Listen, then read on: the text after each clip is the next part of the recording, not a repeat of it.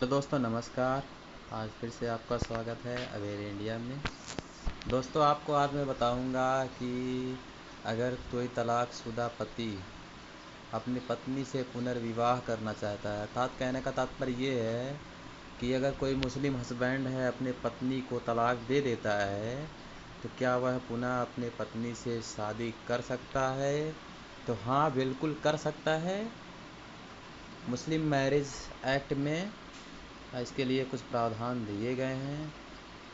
उस प्रक्रिया के पालन स्वरूप आप उस महिला से पुनः शादी कर सकते हैं, जिसे हम संक्षिप्ततः निकाह हलाला नाम देते हैं। और निकाह हलाला की जो प्रक्रिया है वो आपको स्क्रीन पर दिख रहा है, तो मैं आपको पढ़ के बताता हूँ।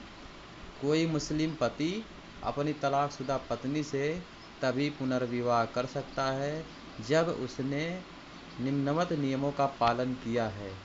तो नंबर 1 नियम क्या है? पत्नी ने इद्दत का पालन किया हो। इद्दत का पालन करने के बाद किसी दूसरी महिला पुरुष से विवाह की हो। इद्दत का पालन करने के बाद किसी दूसरे मुस्लिम पुरुष से विवाह की हो।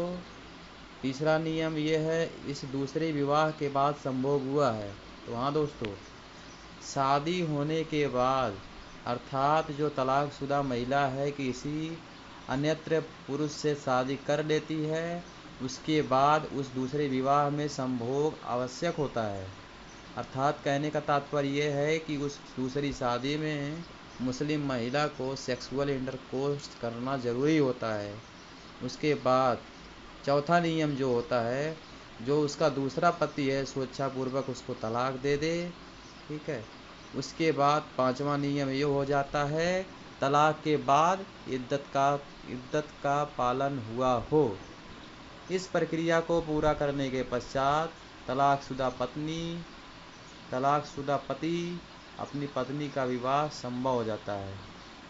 अर्थात कहने का तात्पर्य ये है कि जो मुस्लिम पुरुष है इसके पश्चात अपने पत्नी से पुनः विवाह कर सकता है। यदि इस प्रक्रिया का अनुपालन नहीं किया जाता है तो सुन्नी विधि के अंतर्गत विवाह अनियमित एवं शिया विधि के अंतर्गत विवाह शून्य होगा। तो हाँ दोस्तों, आप लोग जानते होंगे कि मुस्लिम धर्म में दो संप्रदाय हैं।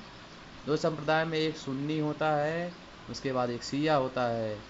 सुन्नी जो होते हैं सुन्ना का पालन करते हैं, और ये अगर निकाह हलाला के नियम का पालन नहीं करता है कोई पुरुष या महिला, तो विवाह जो होता है उसे वो इरेगुलर मानते हैं, और शिया विधि के अंतर्गत वही विवाह वाइडेबल अर्थात शून्य होता है।